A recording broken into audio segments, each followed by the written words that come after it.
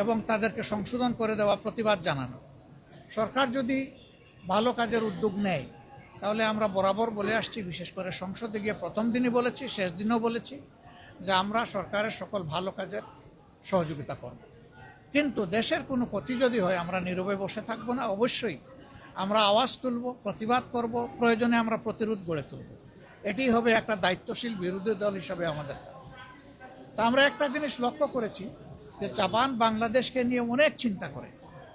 তারা একটা কথা বলেছে যে বর্তমান সংসদটা অতীতের গতানুগতিক সংসদের একটু ব্যতিক্রম আমাদের কাছে মনে হচ্ছে। তোমরা যেমন একদিকে প্রতিবাদ করছো, আরেকদিকে তোমরা সহযোগিতাও করছো।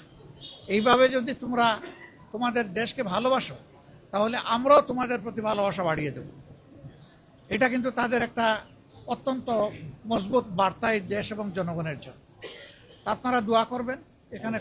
হ্যাঁ, ইয়েস, আমরা তাদের সাথে আলোচনায় তারা কি কি করতে পারে অনেক বিষয় নিয়েই তাদের সাথে আলোচনা হয়েছে।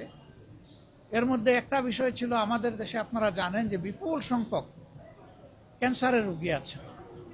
তাদেরকে বাংলাদেশে আমরা ভালো চিকিৎসার ব্যবস্থা এখনো করতে পারিনি। আমাদের 2-1টা ক্যান্সার হসপিটাল ডেডিকেটেড যেগুলো আছে, এগুলো এনাফ ইকুইপ না এবং সেইভাবে স্কিলডও না, যার ফলে বিপুল সংখ্যক রোগীকে অনেক কষ্ট স্বীকার করে বিদেশের মাটিতে যেতে হয়। আর যাদের বিদেশে যাওয়ার সামর্থ্য নাই তারা দুকে দুকে মৃত্যুর দিকেই ঢলে পড়ে। তা আমরা এই ক্ষেত্রে তাদেরকে অনুরোধ করেছি যে ফিজিবিলিটি স্টাডি করে, তারা ইনভেস্টমেন্ট বেসিসেও হতে পারে, আবার ফিলান্থ্রপিকও হতে পারে, যেভাবেই হোক তারা যেন আমাদের দেশে মানসম্মত বড় মাপের একটা ক্যান্সার ইনস্টিটিউট এবং হাসপাতাল গড়ে তোলে। শুধু হাসপাতাল হলে আমাদের লোকরা জানার সুযোগ পাবে না, কিন্তু এটা যদি ইনস্টিটিউট হয় তাহলে হাইয়ার স্টাডির দরজা খুলে যাবে, আমাদের আরও কিছু স্কিল লোক তৈরি হওয়ার একটা ব্যবস্থা হবে। তো তারা বিষয়টাকে সক্রিয় বিবেচনায় নিয়েছেন। আমরা আশা করছি যে এই ব্যাপারে তারা ইতিবাচকভাবেই আগাবেন। এরকম অনেক বিষয় তো আলোচনা হয়েছে, এই অল্প সময়ে 7-8 ঘন্টার আলোচনাকে সামারাইজ করা খুব কঠিন। আমরা আগেই সিদ্ধান্ত নিয়েছিলাম ফেরার পথে আমরা থাইল্যান্ডে ঢুকবো। থাইল্যান্ডে আপনারা জানেন যে আমাদের জুলাই যোদ্ধাদের একটা অংশ এখন আছে 64 জন, আগে এই সংখ্যাটা আর একটু বেশি ছিল। কেউ 1 বছর, কেউ 10 মাস, কেউ 11 মাস, এই সময় ব্যাপী তারা ওখানে চিকিৎসাধীন আছে। আমাদের একটা নৈতিক দায়বোধ আছে, একটা নাগরিক দায়িত্ব তাদের উপর আছে, একটা রাজনৈতিক অঙ্গীকার আছে। আমরা সেই অঙ্গীকারের মানবিকতার জায়গা থেকেই তাদেরকে দেখতে গিয়েছিলাম। আসলে তাদেরকে এখনও দেখলে খুবই খারাপ লাগে। একজনের পায়ের 4 ইঞ্চি, 6 ইঞ্চি, 8 ইঞ্চি হাড্ডি নাই, শুধু গুস্ত আর চামড়া ঝুলে আছে। অনেকে প্যারালাইজড হয়ে গেছে, অনেকের বডি শুকিয়ে গেছে। একটা ছেলে, তার বাবা এসে বলল যে আমার একমাত্র ছেলে খুবই খারাপ অবস্থা, না দেখে যাবেন না। ওখানে একটা হাসপাতালের 7, 8 এবং 9 তলা পুরোপুরিভাবেই এই রোগীদের জন্যই নেওয়া হয়েছে। সরকারের দায়িত্বভার গ্রহণ করেছে, ইন্টিরিম সরকারের সময় তাদেরকে প্রেরণ করা হয়েছে। এমবেসি থেকে লোকও নিয়োগ আছে, কিন্তু এই লোকরা তো চাইলেও কিছু করতে পারবে না। এমন কিছু কেস আছে এগুলার কোনো জবাব নাই, এমন কিছু ঘটনা আছে এগুলার কোনো রিমিডি নাই। তারা কিন্তু এই অবস্থায় হয়তো দেশে ফিরবে। এর মাঝে একজন, সে বলল যে 1 সপ্তাহের ভিতরে আমার এই পাটা কেটে ফেলবে। একেবারে ক্লাস 9-এর ছেলে বলেই সে কেঁদে দিল। কিছু করার নাই। আমরা তাদেরকে শুধু সান্ত্বনা দিতে গিয়েছিলাম, তাদের কষ্ট আমরা ভাগাভাগি করতে গিয়েছিলাম, তাদেরকে এবং তাদের আত্মীয় স্বজনকে আমরা সান্ত্বনা দিতে গিয়েছিলাম। আমরা মনে করি রাষ্ট্রের অনেক দায় আছে, তাদের চিকিৎসা এবং পরবর্তী পর্যায়ে তাদের কাউন্সিলিংয়ের জন্য সরকারকে উদ্যোগ নিতে হবে, সাইকোথেরাপি দিতে হবে। শুধু যে আহত হয়েছে তাকে না, গোটা পরিবার ট্রমাটাইজড, গোটা পরিবারকেই সাইকোথেরাপি দেওয়া লাগে। অনেকে এখনো ঘুমাইতে পারে না, সারা রাত সারাদিন সজাগ, ছটফট করে বিছনার মধ্যে। আমরা সেই দেশের যারা চিকিৎসা সেবায় নিয়োজিত তাদের সাথে কথা বলেছি, তাদেরকে আমরা খুবই আন্তরিক পেয়েছি। আমরা অনুরোধ করেছি যে তাদের সবটুকু দিয়ে যেন আমাদের এই কষ্টে থাকা লোকগুলোকে তারা সেবা দেন। আর আমাদের সরকারকে আমরা অনুরোধ করব, তারা এবং আরও যারা বাকি আছে তাদের দায় আমাদেরকে নিতে হবে, সরকারকে নিতে হবে। তাদের সুচিকিৎসা সর্বোচ্চ যেটা সম্ভব এটা নিশ্চিত করতে হবে। 3টা কেস আছে, এটা ব্যাংককে চিকিৎসা হবে না, তাদেরকে অন্য দেশে পাঠাতে হবে, ওখানে ওই চিকিৎসা নাই। এটা বড় মাপের নার্ভ ইনজুরি, তাদেরকে মিনিমাম সিঙ্গাপুরে পাঠানো লাগবে। আমরা সরকারের সাথে এই নিয়ে কথা বলবো ইনশাআল্লাহ। তা আপনারা দোয়া করবেন। আর আমরা যেখানে গিয়েছি দুইটা আওয়াজ খুব মজবুত ছিল। আমরা প্রবাসীদের সাথে যখন বসেছি তারা বলেছে আমাদের অনেক প্রবলেম আছে, কিন্তু আমাদের একটা দাবি খুবই জোরালো, এটা হলো গণভোটের রায় যেন বাস্তবায়ন হয়। আমরা ভোট দিয়েছি, আমরা যেন আমাদের ভোটের মূল্যায়ন হয়েছে এটা আমরা দেখতে পাই। আর এদেরকে যখন দেখতে গেলাম আজকে, আহতদেরকে, পঙ্গুদেরকে, এরা গলায় জড়াইয়ে ধরে বলল যদি সুস্থ হয়ে ফিরে যাই জাতির জন্য প্রয়োজন বারবার লড়াই করব। কিন্তু আমাদের গণভোটের রায় আর জুলাই সনদ দুইটা যেন অক্ষরে বাস্তবায়ন হয়। এখানে একটু শুভঙ্করের ফাঁকি আছে, আমরা কোনো ফাঁকি মানি না। আমরা A to Z বাস্তবায়ন চাই, এটা ছিল তাদের বক্তব্য, তাদের দাবি। কোনো ফাঁকি ঝুঁকি চলবে না, সব কিছু আমাদের প্রত্যাশার আলোকে হতে হবে। এই মেসেজগুলো আমরা নিয়ে এসেছি। আমরা তাদেরকে সম্মান করি, ধারণ করি, পুরো দেশকে আমরা ভালোবাসি।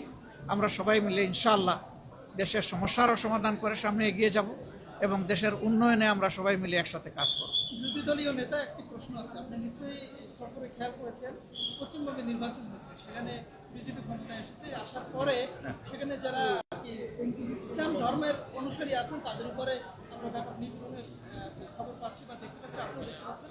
এটা নিয়ে আপনার মন্তব্য জানতে চাই। এবং সীমান্তবর্তী এলাকায় বলা হচ্ছে জামায়াতের এমপি অনেক নির্বাচিত হয়েছে, তার এখানে আপনাদের কোনো শঙ্কা আছে কিনা বা আপনাদের সাথে তাদের?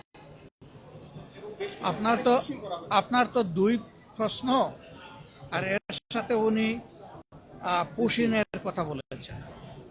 প্রথমটা হলো যে আমরা এই বিষয়গুলা অবজার্ভ করছি, পর্যবেক্ষণ করছি।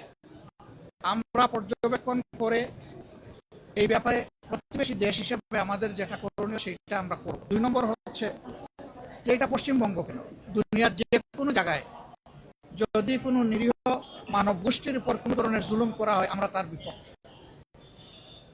এটা যদি এমনও হয় যে এমন কোনো দেশ আছে, গোষ্ঠী আছে যাদেরকে আমরা ভালোবাসি না, তারা আমাদের ক্ষতি করেছে, কিন্তু এখন তারা মজলুম, এই মজলুম যেখানে গেছে আমরা মজলুমের পক্ষে, এটাই আমাদের অবস্থা পরিষ্কার। 2 নম্বর হচ্ছে ইসলাম ধর্মকে সেখানে আইডেন্টিফাই আলাদা করা হবে কেন? তাদের দেশের তো সংবিধান হলো ধর্মনিরপেক্ষ সংবিধান। সেই দেশের সকল ধর্মের মানুষের তার ধর্মীয় অধিকার, তার নাগরিক অধিকার ভোগ করার পূর্ণ এখতিয়ার আছে। আমরা ইন্ডিয়া সরকারের প্রতি অনুরোধ জানাবো বিশেষ কোনো ধর্ম, বর্ণ কিংবা গোত্রকে যেন টার্গেট করে কারো কোনো ক্ষতি সাধন করা না, আমরা এটা তাদের প্রতি আহ্বান জানাবো। আর পুশিনের যে বিষয়টা বলেছেন এটা আরো যাচাই বাছাই করে যদি সেই রকম কোনো বিষয় আমাদের সামনে আসে আমাদের ভূমিকা আপনারা দেখবেন ইনশাআল্লাহ। আমরা কোনো অন্যায়ের ব্যাপারেই নীরব থাকবো না। প্রতিবেশীকে আমরা সম্মান করি, কিন্তু কোনো প্রতিবেশী আমাদেরকে অপমান করবে এটাও কারো কাছ থেকে আমরা চাই না।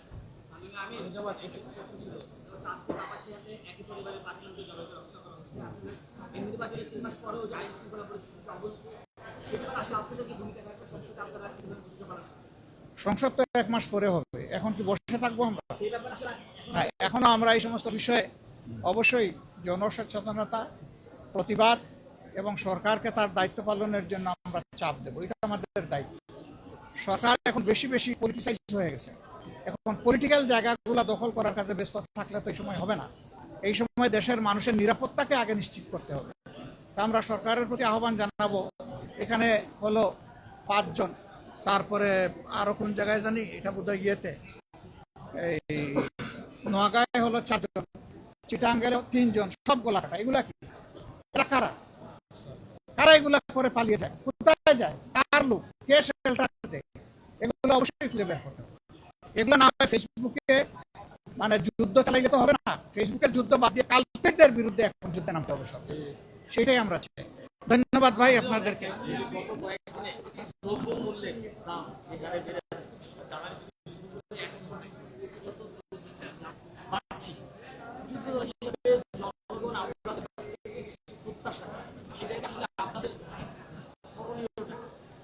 আমি ভাই আসলে বাস্তব দেখে পদক্ষেপ নেওয়ার মানুষ।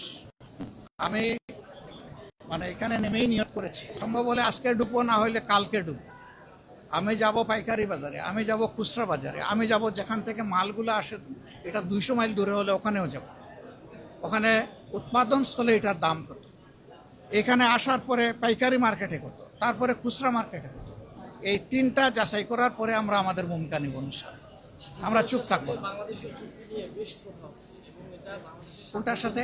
যুক্তরাষ্ট্রের সাথে। জি জি। বাংলাদেশের ইন্টেরিয়ামের গভর্নমেন্টের সময় যে চুক্তিটা হয়েছে সেই চুক্তি নিয়ে দেশের মানুষ অনেক দিন ধরে কথা বলছে এবং তারা শঙ্কিত। এই বিষয়টি নিয়ে বিরোধী দল দেখেন এইটাই একমাত্র চুক্তি না, আরো বহু অসম চুক্তি আছে। আমরা সবগুলা চুক্তি থেকে বাস্তবতা আলোকেই দেখাবো। ধন্যবাদ।